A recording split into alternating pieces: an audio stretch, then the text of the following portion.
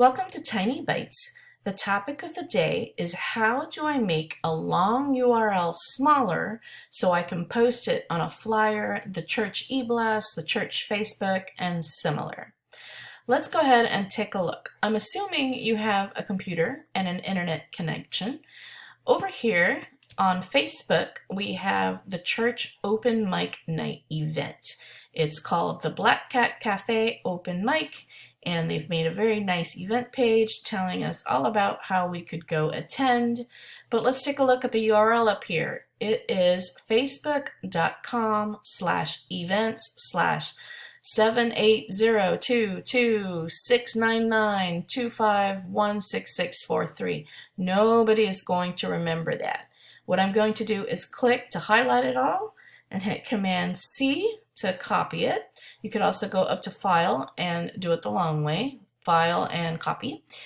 Next, I'm going to go to the website called TinyURL.com. It's easy to remember, and down here I'm going to paste that thing I just copied.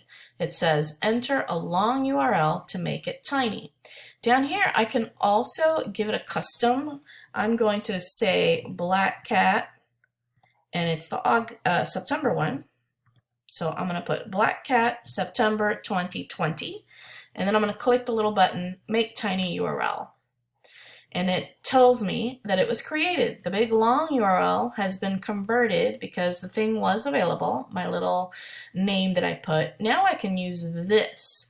TinyURL/Black September 2020. That's a lot easier for the guests to remember and to share, and certainly a lot easier to read when you put your announcement on the church e-blast or the church Facebook. But what does it do?